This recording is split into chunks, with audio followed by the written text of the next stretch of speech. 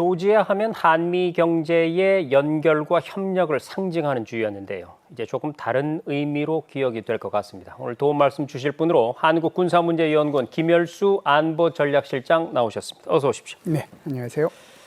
자, 주말에 충격적인 소식이 전해졌습니다. 미국 조지아주 공장 건설 현장에서 한국인 300여 명이 미국 이민당국에 구금당하는 일이 벌어졌죠. 해외에서 이렇게 많은 한국인이 한꺼번에 구금되는 건 사상 초유의 일인데, 자, 실장님 먼저 이번 사건이 벌어진 경과를 좀 설명해 주시죠. 예, 우리 현대자동차하고 LG 에너지솔루션이 지금 말씀하신 조지아주의 스베나 여기에서 배터리 생산 공장을 짓고 있거든요. 네. 완공 목표는 내년입니다. 그런데 지금 리포트에서도 나갔습니다만은 4일날 미국의 그 이민세관 단속국하고 그리고 국토안보부 포함해가지고 연방 한 10개 기관이 한꺼번에 거기에 들어닥쳐서 475명을 연행해 갔는데 그중에 이제 한국인들이 한 300명 정도 되는 거거든요. 굉장히 열악한 곳으로 가서 그쪽에 지금 구금을 하고 있는 그런 상태고, 한국과 미국이 협상을 벌였고, 네. 그리고 그 결과로 이제 10일을 전후해가지고 이렇게 다 전 세계로 데리고 오도록 돼 있었고요. 이를 위해서 이제 어제는 우리의 그 외교부 장관이 직접 미국을 방문한 그런 상황이 되겠습니다. 네, 어쨌든 우리 정부와 외교 당국의 빠른 대처로 해결의 기미가 보인다라는 점 참 다행스럽고요. 하지만 생각해 볼 점이 참 많은 사건입니다. 이 과정에서 단속 과정에서 장갑차, 헬기가 동원이 됐고요. 일부 근로자들은 쇠사슬을 차고 연행되는 장면까지 카메라에 잡혔습니다. 전쟁터에서 작전하듯이 이루어진 단속이다. 이건 제 말이 아닙니다. 현지 미국 언론의 묘사입니다. 자, 실장님, 대체 이 미국 이민당국의 단속과 체포가 어떤 방식으로 이루어진 건가요? 예, 지금 말씀하신 것처럼 헬기도 동원하고 장갑차도 동원을 하고요. 동원된 인원만 500명이에요. 네. 그래서 체포된 인원이 475명이니까 한 명이 한 명씩을 체포했다고 해도 과언이 아니거든요. 그래서 수갑을 채우는 것은 100번 뭐 양보해서 이해를 할 수는 있습니다. 그러나 발에 쇠고랑까지 차거든요. 그래서 이게 정말 거의 뭐 마약범을 소탕하거나 그렇지 않으면 테러범들을 갖다가 집중적으로 단속하기 위해서 벌리는 그런 행동처럼 보였단 말이죠. 네. 그래서 이게 이제 제가 볼 때는 미국 건국 이후에 최대 규모로 이런 단속이 벌어졌고, 제가 과문한지는 모르지만 한국인들이 이렇게 다수가 이게 뭐 30명도 아니고 3명도 아니고 30명도 아니고 무려 300명 넘는 인원들이 이렇게 아주 열악한 환경 속에서 이렇게 구금이 되고 또 그렇게 체포하는 과정을 이렇게 보면서 굉장히 마음이 좀 아팠는데요. 더더군다나 이것이 실질적으로 생중계돼서 전 미국과 전 세계에 다 방송이 된 거잖아요. 그래서 그걸 보면은 사실상 이게 동맹인 미국이 맞는가, 그렇습니다. 그런 네. 생각을 할 수밖에 없는데, 결국은 동맹인 미국이 대한민국에 대한 그 무례와 결례를 범하지 않았는가, 그런 생각을 합니다. 그렇습니다.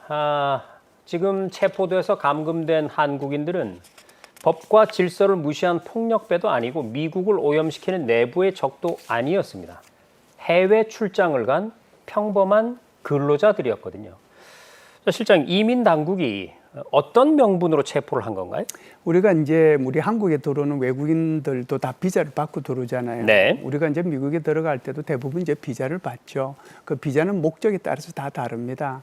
아마 이 시청하시는 분들 중에서 자녀를 외국에 보내신 분들도 많이 있을 텐데, 그 학생들이 받는 비자는 주로 F 비자거든요. 그리고 이제 뭐 단기 투자하거나 무역과 관련된 비자는 E1, E2 비자고요. 네. 그리고 이제 이제 잠시 단기 상용 비자로 이제 쓰는 것이 바로 B1 비자고, 그런데 아마 미국에 관광 갔다 오신 분들은 주로 이제 에스타라고 하는 전자 여행 허가증이라고 하는 거죠. 그걸 이제 이용을 해서 갔다 오시는 거거든요. 그러면은 미국에 가서 봉급을 받으면서 정상적으로 근로를 하려고 하면 그 비자는 따로 있어요. 그 비자가 주로 H 계열이에요. H1, H2, H2A, B, 뭐 H3 이런 식으로 돼 있는데, 이 비자를 받아야 미국에서 근로 활동을 할 수가 있어요. 그런데 이번에 이제 이렇게 체포돼서 구금된 인원들 대부분이 어떻게 갔느냐 하면 대부분의 에스타로 갔거나 그렇지 않으면 단기 상용 비자인 B1 비자로 갔거든요.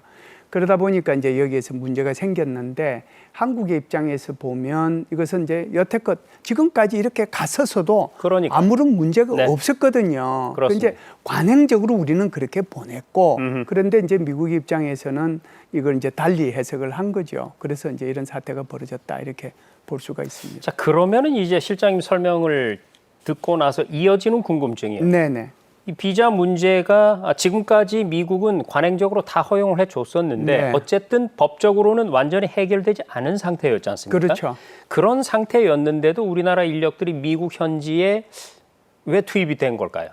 그러니까 투입이 될 수밖에 없는 것은요. 그만큼 이제 미국에는 전문 인력이 없는 거잖아요. 아, 전문 네. 인력이 없고 더더군다나 이거는 생산 시설이기 때문에 네. 미국에는 이걸 뭐 다룰 수 있는 사람이 아무도 없는 거예요. 결국은 이제 우리가 가서 거기서 해줄 수밖에 없는 거거든요. 그래서 사실상 우리가 비자를 이렇게 미국하고 협상을 할 때 정말 그 H-1B 비자, 취업 비자죠. 이걸 좀 제대로 받았으면 괜찮은데 이걸 이제 제대로 못 받은 거죠. 미국이 이걸 굉장히 쿼터를 뭐라고 할까요? 그냥 통제를 하거든요. 그럼에도 불구하고 멕시코나 캐나다 같은 경우는 FTA 체결 국가잖아요. 네. 여기서는 사실상 뭐 무한정으로 무제한으로 발급을 해주고 싱가포르 같은 경우에도 미국과 FTA 체결했는데 이것도 이제 1년에 한 5,400명, 칠레 같은 경우에도 1,400명. 가장 이제 이 분야에서 제대로 확고하게 이 제도적으로 안전장치를 보장받은 나라가 바로 호주인데 호주는 E3 비자라고 하는 그 비자 제도를 통해 가지고 연간 1,500명을 보낼 수 있는 거거든요. 네. 그런데 이제 한국 같은 경우에는 그게 안 되니까 전체 할당량 85,000명 중에서 한 2,000명 정도가 H-1B 비자를 받고 나머지는 못 받는단 말이죠. 그러다 보니까 어쩔 수 없이 에스타나 그렇다면 B1 비자를 받고 이제 들어가게 된 거죠. 그렇군요. 미국도 분명히 이런 전후 사정을 모르지 않았을 겁니다. 그리고 그 이전 정부 같은 경우에는 이렇게 들어가서 일을 하는 걸 뭐 장려 내지는 권장 비슷하게 하는 그런 분위기였고요. 그런데 트럼프 행정부가 한국에게 대규모 투자를 하라고 하더니 투자를 하러 들어간 사람을 잡아가다니요. 이게 참 지나치게 가혹한 조치가 아닌가 싶은데 더더군다나 동맹국이고요. 실장님, 사실 트럼프 행정부의 이 극단적인 방식의 어떤 이민자 단속, 이번이 처음은 아니죠. 네, 이번에 처음은 아니죠. 사실상 트럼프 대통령이 이 캠페인을 할 때부터 이런 사태가 있으리라고는 다 생각을 하긴 했었어요. 네. 왜 그러냐면 미국 이민자 추방하겠다라고 얘기를 했기 때문에 그래서 제일 먼저 얘기한 것이 불법 침민자, 불법 이렇게 들어온 사람들 이거 다 추방하겠다고 그래가지고 최초부터 이제 얘기했던 것이 사실상 거기 불법으로 들어온 인원들을 추방하기 위해서 행정명령에 서명하잖아요. 네. 그래서 이제 본보기로 예를 들어서 미국 같은 경우에는 속지주의란 말이에요. 그러니까 그쪽에서 가서 아기 낳으면은 그쪽에 이제 시민권을 얻잖아요. 그렇죠. 네. 그 제도부터 없앴어요. 그부터 없애고 그리고 베네수엘라 인원들 그 전부 다 이제 추방을 하고 그 인원들 또 이제 두 번째 추방을 하고 그것뿐만이 아니고 심지어 이제 LA하고 시카고 뭐 이런데 소위 말해서 이제 민주당이 주로 이제 그 지배하고 있는 정치적으로 활약하고 있는 그 지역에서는 일부러 이제 들어가 가지고 그 이제 다 이렇게 잡아내고 있는 거거든요. 기본적으로 이렇습니다. 이게 미국 같은 경우에는 올해 100만 명을 추방해야 된다라고 얘기를 했어요. 아하. 그 100만 명을 추방해야 되면은 하루에 3,000명을 추방을 해야 되거든요. 그런데 지금 평균이 어느 정도 되느냐 하면은 겨우 한 650명, 뭐 700명이 채 안 돼요. 네. 그러면 이 4배로 추방을 해야 되는 거잖아요. 여기에 이제 계속 닥달을 하고 그러다 보니까 미국 이민 세관국을 포함해가지고 국토안보부가 여기저기 이제 막 쑤시고 다니는 거죠. 그래서 이번에 한국의 이런 공장 짓는 곳에도 이렇게 들어닥친 이유가 바로 이 100만 명 추방 목표를 맞추기 위해서 그러는 게 아닌가 네. 보죠. 뭐 여러 가지 상황이 있습니다만 자국의 어떤 자신의 지지 세력에게 뭔가를 보여주기 위한 그런 성격도 분명히 있다는 네. 것이고요. 자, 그런데 이재명 대통령이 트럼프 대통령과 정상회담을 하고 3,500억 달러 규모의 대미 투자를 약속을 했습니다. 그런데 그 직후에 이런 단속이 이루어지다 보니까 어떻게 이럴 수가 있나 이제 당황스러울 수밖에 없는 건데 이번 사태에 대해서 트럼프 대통령도 여러 차례 언급을 했는데 뭐라고 얘기를 했나요? 예, 트럼프 대통령이 이제 맨 처음에 얘기한 것은 이거 나 처음 듣는 얘기네. 그러다가 이제 이게 틀림없이 불법자일 거야라고 얘기를 했었어요. 그러면서 여기 인민세관국이 자기가 해야 할 일을 했다 이렇게 옹호하는 쪽으로 얘기를 했거든요. 그러다가 이게 이제 분위기가 좀 뭐가 이상하고 또 얘기 정보를 이렇게 듣고 보니까 뭔가 좀 잘못 알고 있다 이런 생각이 네. 드는 거예요. 그래서 나중에 이제 기자들이 질문하고 그러니까 한국과는 좋은 관계를 유지하고 있다. 특별히 문제가 없고 만일에 이제 배터리 같은데 전문가가 없으면은 우리가 그런 전문가를 모셔다가 배터리도 그렇고 뭐 컴퓨터도 그렇고 조준사업도 그렇고 그런 사람들이 우리 인력들을 갖다가 전문 인력으로 만들 수 있도록 교육을 시키면 되는 거 아니냐. 이 정도 얘기했는데 이 정도 가지고도 아마 부족했다고 생각하는 모양이에요. 네. 그러고 나서 바로 SNS에서 글을 올렸습니다. 그래서 전문가가 들어올 수 있도록 신속하고 합법적인 방법을 강구하겠다. 그러니까 제도적인 장치를 강구하겠다라고 그렇죠. 하는 거죠. 네.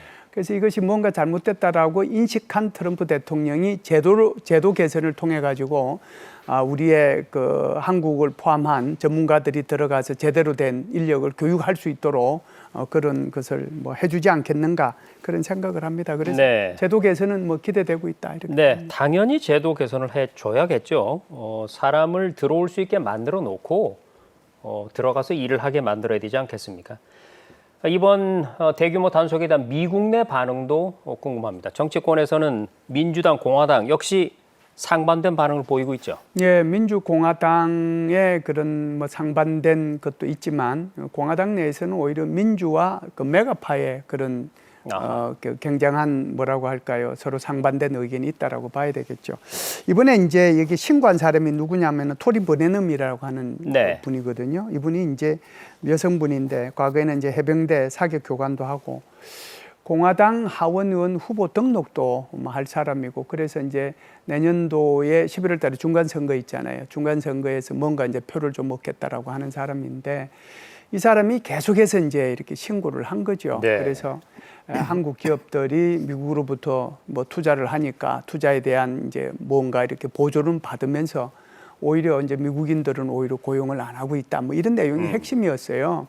그러다 보니까 이제 이번에 급습을 하게 됐는데 그 급습을 한 것에 대해서 마가들은 어떻게 생각하느냐 하는 거죠. 공화당 의원 내에서도 좀 생각이 다른 사람들은 네. 있어요. 있지만 마가들은 아주 열광을 하죠. 그래서 큰 틀에서 얘기를 하면 이런 불법 인민자 체포와 이렇게 추방에 대해서는 전반적으로 한 50% 정도가 미국의 여론이 뭐 이걸 찬성하는 쪽이에요. 그런데 지금은 이제 그 민주당 쪽은 그게 이제 캘리포니아든 시카고든 어딘지 간에 민주당이 이제 많은 쪽에서는 여기에 대해서 다 이제 비민주적이고 비인권적이고 이런 것들을 이제 많이 얘기를 하고 있는 거거든요.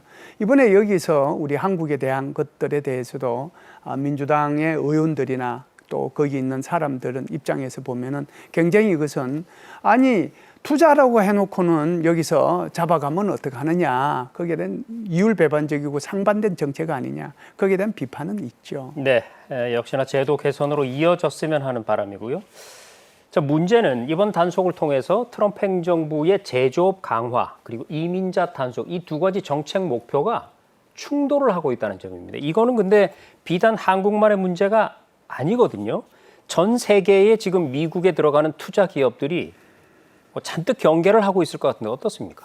예, 아무래도 이제 뭐 정치적인 의도가 있다라고 봐야죠. 그래서 지금 보면 조지아주 같은 경우가 어떻게 보면 스윙 스테이트거든요. 지난번 바이든 대통령이 당선될 때는 이제 그쪽에서 결정적인 역할을 했고 이번에는 이제 트럼프 대통령 쪽으로 넘어갔단 말이죠. 그래서 그걸 보면 지금 현재 조지아주 같은 경우는 상원의원 2명은 다 이제 민주당이에요. 네. 그 중에 1명은 6년 임기가 끝나가지고 내년도 중간 선거에서 이제 새로운 사람이 이제 뽑히게 되고 하원의원은 14명인데 그 중에 공화당이 한 5명, 그다음에 민주당이 9명. 그러니까 죄송합니다. 공화당이 9명, 민주당이 4명. 거기는 이제 하원은 이제 공화당이 더 많아요. 네. 그래서 이번 내년도 선거에 이제 확실하게 그걸 완전히 공화당 색으로 이제 뽑겠다라고 이제 생각을 하고 있기 때문에 그래서 이제 이런 이제 사태가 벌어진 거다. 정치적인 이제 의도가 네. 있는 거죠. 예. 선거를 빼고는 역시 생각을 할 수가 없군요. 그 내면에 있는 이유를 지금 설명을 해주셨고, 자, 당장에 미국의 투자를 결정한 우리 기업들 비상이 걸렸습니다. 지금 기업들의 반응은 어떻습니까, 실장님? 기업들은 이제 고민이 많죠. 우선 출장 나가는 거 못 나가게 하고요. 네. 그리고 지금 현지에서 지금 비슷한 활동을 했던 그런 임원들이나 직원들은 하지 말라라고 얘기를 네. 하고 있으니까 가면 당장은 이제 잡혀가니까요. 네. 그렇죠. 기업들 자체가 여기서 나가는 것도 위축이 되는 거고 거기에서 지금 공장 짓는 게 여기만 있는 게 아니잖아요. 네. 삼성도 지금 짓고 있고 또 다른 데서도 짓고 있고 하는데 그 전반적인 이제 위축을 가져오는 그런 상황이기 때문에 굉장히 여기 이제 예의주시하고 있는 그런 상황이죠. 그렇습니다. 미국도 이렇게 투자가 갑자기 좀 위축될 거라는 걸 모르지 않을 텐데 말이죠. 빠른 제도 개선으로 이어졌으면 좋겠고요. 자, 이번 사태는 다행히 3일 만에 마무리 수순에 일단 들어갔습니다. 우리 정부가 구금된 한국인들을 자진 출국 방식으로 귀국시키기로 미국과 협의를 이끌어냈는데요. 실장 지금까지 상황을 좀 설명해 주시죠. 예, 이제 방법은 여러 가지가 있죠. 자진 출국하는 방법이 있고 강제 추방하는 방법이 있고 그다음에 이제 재판 받는 방법이 있거든요. 그 재판 받으려면 굉장히 시간이 오래 걸려요. 그럼요. 네. 그리고 이긴다는 보장도 고초를 없어요. 겪어야 하고. 네. 이긴다는 보장도 없고요. 그다음에 이제 강제 추방하는 경우에도 이제 법률 조사를 해야 되니까 이것도 비교적 좀 시간이 많이 걸리긴 합니다. 그런데 이제 자진 출국하는 것이 제일 좋긴 하죠. 네. 그런데 데이터 같은 것은 하나도 안 남으니까 네. 그런 이제 문제는 없는데 문제는 이 사람들이 나와가지고 미국으로 재입국할 때 여기 이제 문제가 생길 수 있는 거예요. 네. 그리고 이제 우리가 미국에 들어갈 때 뭔가 뭐 에스타도 마찬가지입니다만은 뭔가 그 체크하는 게 많이 있지 않습니까? 체크할 때 미국에서 구금된 적이 있습니까? Yes, No. 거기에 이제 체크를 해야 되거든요. 그럼 이게 이제 어떻게 되든 간에 내가 사흘을 있었던 다세를 있었던 간에 구금이 된 거잖아요. 그렇게 되면 본인이 못 들어가는 것은 물론이고 그 구금된 사실 때문에 자기 자녀들을 유학 보내고 싶어도 그 자녀들한테 영향이 갈 수 있는 거거든요. 그래서 이 부분이 지금 이제 해결이 돼야 되는 거예요. 아마 우리 외교부 장관이 가신 것도 이 부분을 해결하기 위한 그런 목적도 있지 않는가. 그래서 그러게요. 거기서 일하시는 분들이 전혀 개인적인 손해가 없도록 그렇게 네. 해야 되는데 만일 그게 뒤따른다고 한다면 어떤 협력업체 직원이 미국에 가서 그 일을 하라고 그러면 그렇습니다. 거기 가겠습니까? 네. 그래서 이 부분을 해결하는 것이 가장 중요한 일 중에 하나다 이렇게 봅니다. 네, 전세기를 띄워서 우리 국민들을 안전하게 귀국시키는 것 그리고 그것에 더해서 어떠한 앞으로의 불이익이 없도록 하는 것, 네, 협의가 잘 이루어지길 바라겠습니다. 마지막 질문 드릴게요. 미국 정부가 원칙을 들고 나온 만큼 뭔가 우리도 원칙에 입각한 해결책이 있어야 될 것 같은데요. 이번 단속을 통해서 우리 정부나 기업들이 앞으로 미국 진출에 있어서 어떤 대응과 준비가 필요하다고 보세요? 제일 중요한 것은 제도적 보완이죠. 네. 사실상 아까 제가 호주를 예를 들어서 말씀을 드렸는데 호주 같은 경우에는 미국과 FTA를 체결하면서 결정적인 것을 확보를 했습니다. 그래서 전문 인력이 미국에 들어가서 이렇게 일을 할 수 있도록 그걸 보장을 받았거든요. 네. 그것을 우리는 E3라고 그럽니다. E3. 네. 인플로이먼트 이제 세 번째라고 그래서 카테고리 3이라고 그러는데 그 호주 같은 경우에는 1,500명을 연간 받도록 돼 있단 예. 말이죠. 그런데 우리나라에서는 하나도 없어요. 제가 이제 아까 칠레는 몇 명을 받았고 뭐 싱가포르는 몇 명을 받았고 멕시코하고 그다음에 캐나다는 무제한이고 제가 그 말씀을 드렸지 않습니까? 그것처럼 우리 한국에 대한 이런 제도적인 장치 그것이 바로 지금 미 의회에서 계류되어 있는 임플로이먼트 4 카테고리 4예요. E4라고 하는 건데 그게 지금 10년째예요. 네. 10년째면 회기 끝나고 나면 다시 올리고 다시 올리는데 지금 다시 이제 계류는 돼 있습니다. 그래서 지금 목표는 한 2만 명 정도 목표를 하고 있는데 그 정도 인원이 이렇게 될 수 있도록 의회에서 로비를 통해 가지고 빨리 이제 입법화 될 수 있는 그런 것들이 필요하고 아무래도 이제 의회가 입법화 될 때까지 시간이 좀 걸리지 않겠습니까? 그러면은 그 사이에 지금 공장 짓고 있는데 전부 다 올 수도 하고 있는 건 아니니까. 네. 그러면은 여기에 의회 입법이 되기 전까지 한시적으로 뭔가를 미 행정부로도 그렇죠. 받아내야 되지 않는가. 네. 그래서 아마 이번에 외무부 장관이 간 것도 아마 그 문제도 같이 논의하지 않을까 이런 생각은 합니다. 네, 잘 알겠습니다. 구금된 우리 국민들을 태울 전세기가 곧 현지로 출발할 예정입니다. 이 사태의 추이를 저희 글로벌 인사이트도 끝까지 지켜보겠습니다. 지금까지 한국군사문제연구원의 김열수 실장이었습니다. 고맙습니다.